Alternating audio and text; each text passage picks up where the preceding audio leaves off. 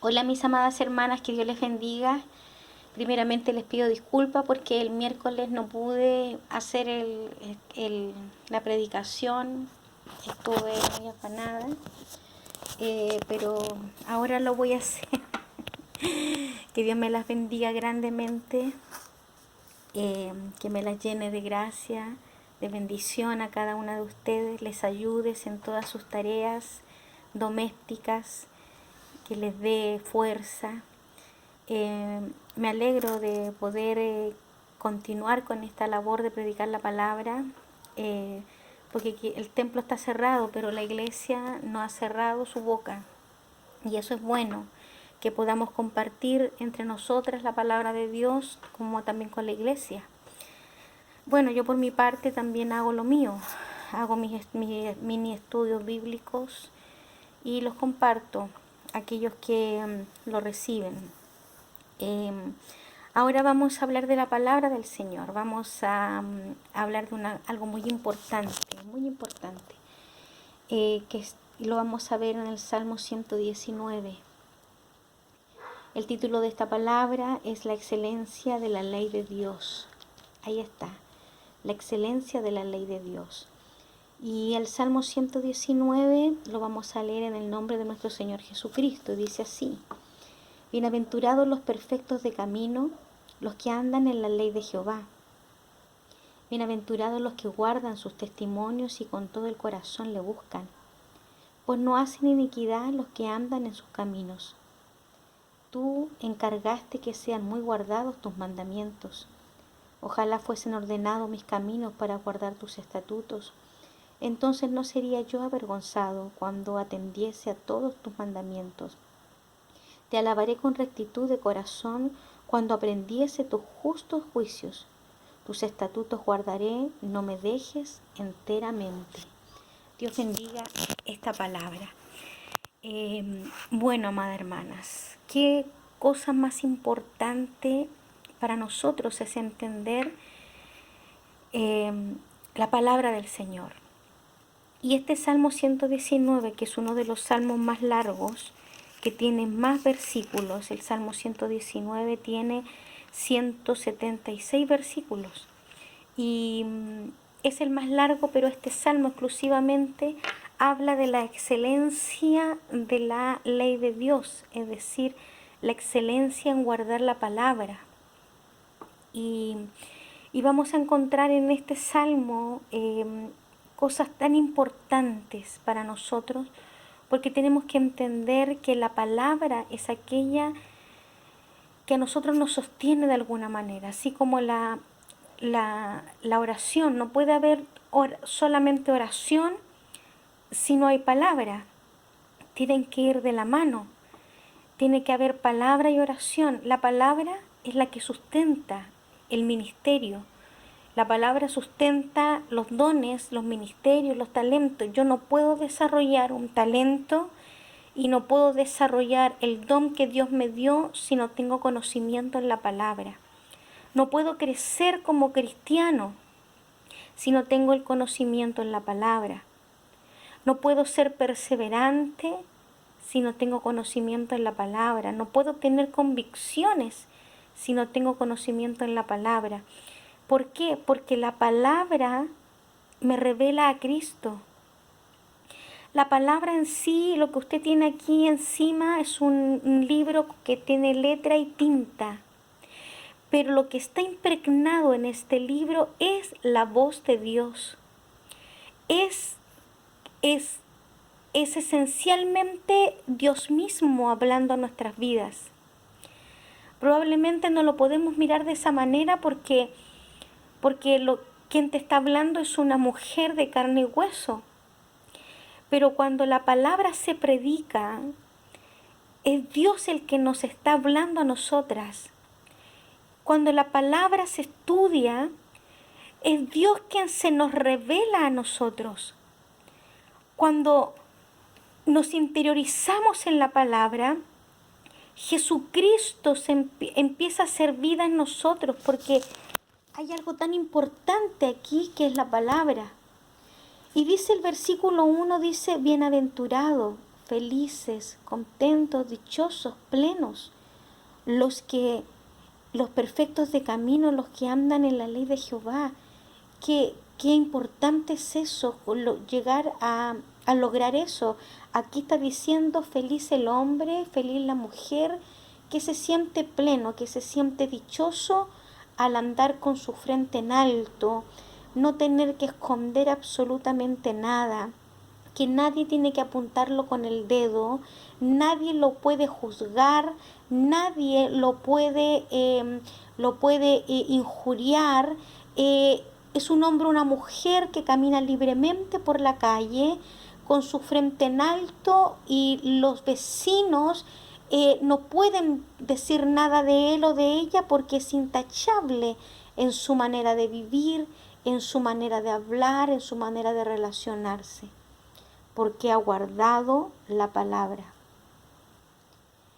Eso es muy difícil encontrarlo hoy en día, es muy difícil, porque dice, bienaventurados los perfectos de camino, los que andan en la ley de Jehová. Amado, probablemente el judío en sí tenía esa ordenanza de guardar la ley y cumplir la ley, cosa que con el tiempo se le hizo gravosa. Tener que cumplir la ley era como un peso encima, es decir, cumplir la ley, es decir, yo no puedo mentir porque no puedo transgredir la ley. Y es como un peso, era como un peso enorme de que si yo mentía, sabía que había transgredido la ley y me tenía que arrepentir y me sentía probablemente, o se sentían probablemente, porque no estoy hablando de mí, frustrados al no poder cumplir a cabalidad la ley. Frustrados, porque ¿quién puede cumplir la ley completamente?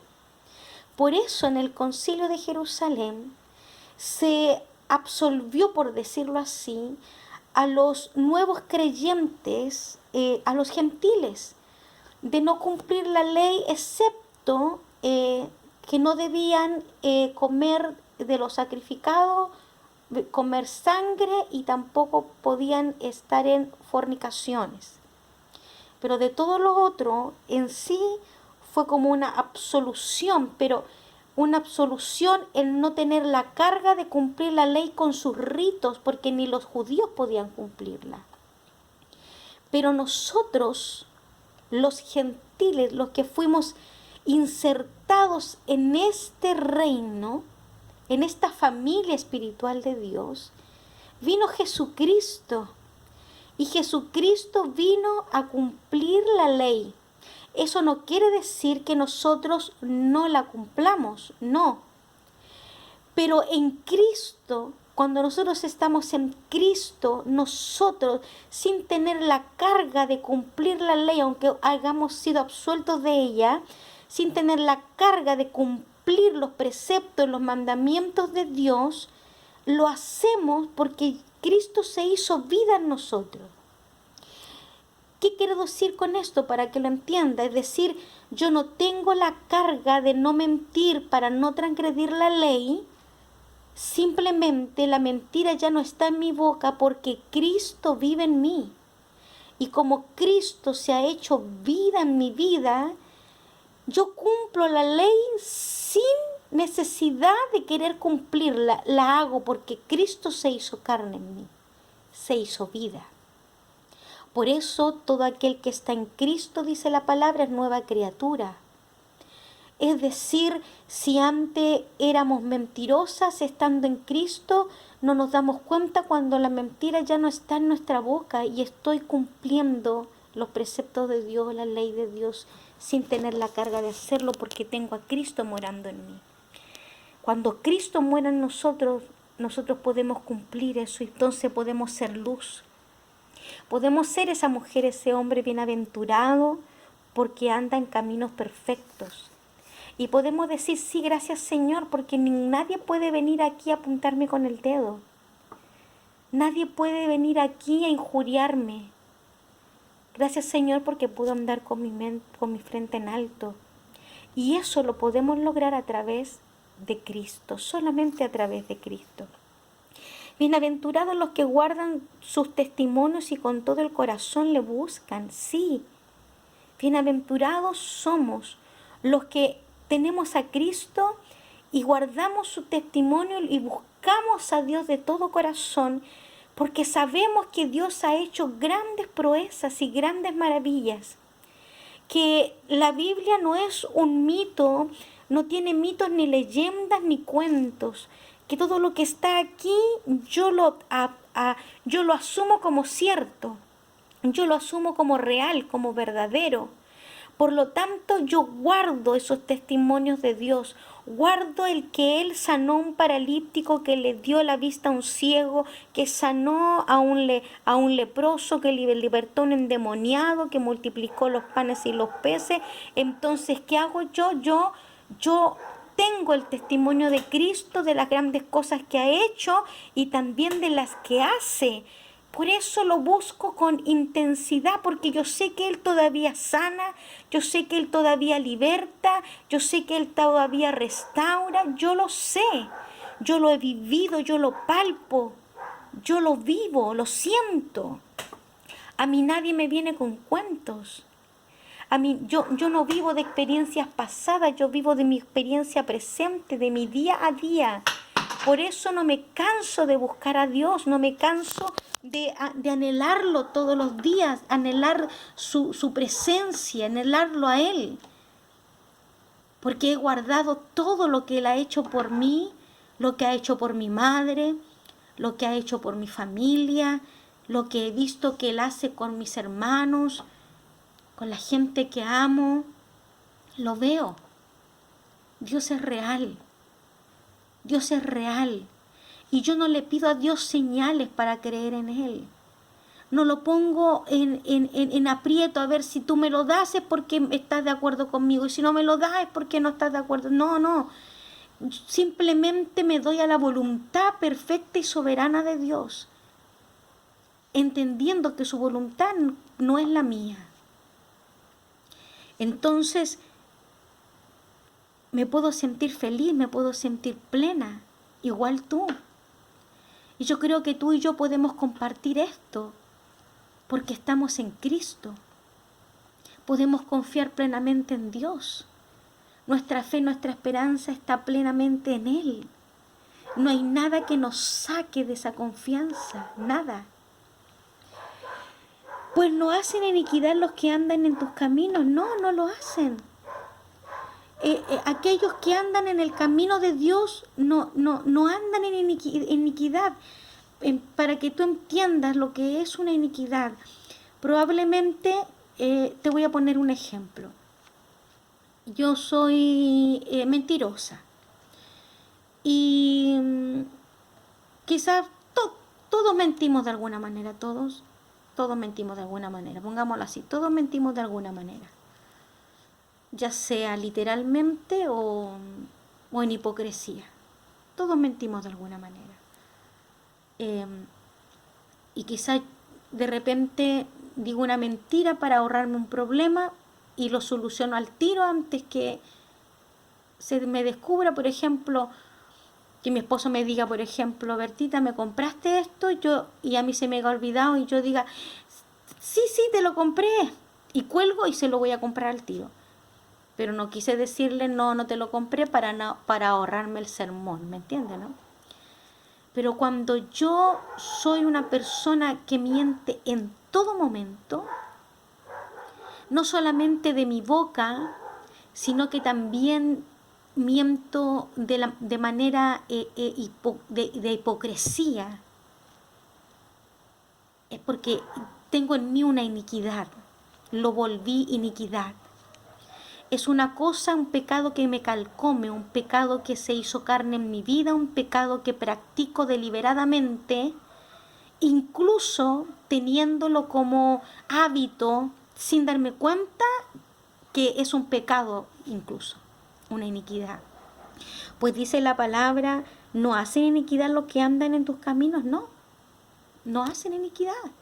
Porque aquel hombre, aquella mujer que ha recibido a Cristo en su corazón, y ha sido regenerado por el Espíritu Santo y se ha dejado regenerar por el Espíritu, el proceso de la santificación, que es progresiva, es día a día, constantemente, entonces ese deja de practicar el pecado y empieza a vivir una vida en santidad, apartada del mundo, de los placeres del mundo, los deseos de la carne, de los ojos, de la vanagloria de la vida, apartado de todo eso, de las obras de la carne.